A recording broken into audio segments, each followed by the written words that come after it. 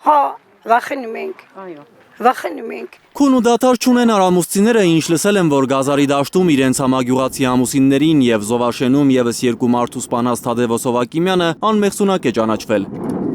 Դատահոգեբուժական փորձակնությամբ է պարզվել, որ հոգեկան առողջական խնդիրներ, զառանցական խանգարում ունի տղամարդը։ Պետք է բուժվի հոգեկան առողջության կենտրոնում։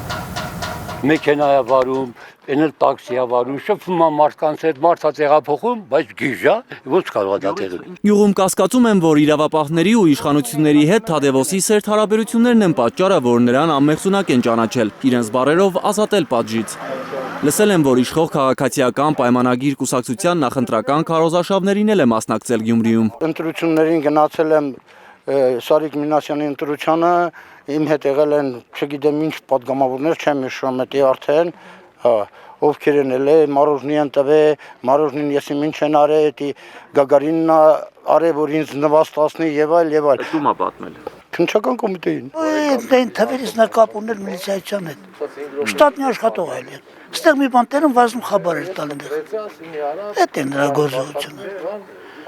Նման մարդը գիժա։ Արամուսցիները սարսափում են մտքից, որ Թադևոս Հովակիմյանը մի օր նորից կարող է ազատության մեջ հայտնվել ու վերադառնալ գյուղ, պահանջում են ամենախիստ պատիժը տալ նրան։ Շատ զարմանալի է, այս որոշումը, որ կայացվել է անմեղսունակության վերաբերյալ, ասեմ դες իմ կարծիքն եմ ուզում ասել, շատ հապճ է որոշում, փորձագնություններ կան, որ տարիներ են տևում եւ հանկարծ 2 ամսվա ընթացքում նման որոշման եկան, ասեմ, որ շատ զարմացած ենք, ասեմ, որ շատ հիասթափված ենք մենք Արամուսի բնակչությունը։ Հիասթափված է նաև մեկ օրում 4 մարդու կյանք խլած Թադևոսի եղբայրը Կամոն։ Նա էլ է համոզված, որ իր եղբայրը պետք է ճաղերի հետևում մնա։ Գազարի դաշտում կնոջ հետ սպանված Գևորգի քույրը հարց ունի անմեղսունակ ճանաչվածի եղբորը։ Ես հարցամ Կամո ջան, այդքան ժամանակ լսել ես որ քո աղբերը գիժա։ Ենի ոչ թե մենակ գիժա, լսի։ Չէ, գիժ որպես չէ։ Նա որպես հասկանում ես կռվարար, զակատարած կռիվ, անհաշտ մի անձնավորություն է։ Ոչ մի բան չի ուզում լսել եղբոր մասին Կամոն։ Ասում է ինքը 40 տարի առաջ դուրս է եկել հայրական տնից ու շփում չի ունեցել եղբոր ընտանիքի հետ։ Մենք կապ չունենք իր այդ ընդհանրապես։ Եթե ցմահ չտվեցին, ես եմ բողոքելու հլը։ Նա իրավունք չունի մտնելու հասարակության մեջ։ Բայց եղբորն է զանգել Թադևոսը Գազարի դաշտում ամուսիններին սպանելուց հետո։ Զանգեց, ասա շուտ արա, Գագային ու կնիկը չկան, աղջկաս, ասա թո երեխեքին վեճնի փախնի։ Գոռացել եմ Գազան, էդ ինչ ես արել։ Ասում են ողբերգությունից 2 ամիս անց գյուղում չէ Թադևոսի ընտանիքը ու զարմանում, որ նրա տան պատուհանագոգին ծաղիկները չեն թառամում։ Մի օր մեր ծաղիկը չենք ջրում, թառամում է։ Խնդրեմ։ Այն, որ Արամուսում վատ համբավ է ունեցել Թադևոսը, բոլորն են ասում։ Խանութ է մտել, սիգարետը վառել ու վիճել խանութի աշխատողի հետ, քեֆերի ժամանակ կռիվ սարքել։ Ասել են դուրս արի վիճելահետները խանութում։ Դե ես քեզի կասեմ։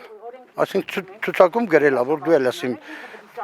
կազմի մեջ որ պետք է խփեմ։ Տա այս հարսանիքին եկավ կռիվ գցես չընդունիք։ Թորոնս հարսանիքին չընդունիք, դեց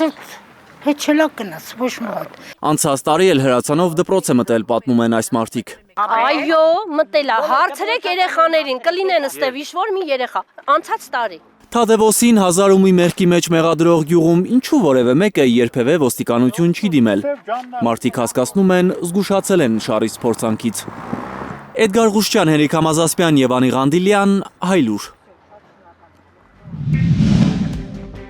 Հայաստանում եւ աշխարհում տեղի ունեցող իրադարձությունների մասին առաջինը իմանալու համար բաժանորդագրվեք մեր ալիքին։ Սեղմեք զանգակը, որ բաց չթողնեք, ամենահրատապը, ամենակարևորն ու հետաքրքիրը։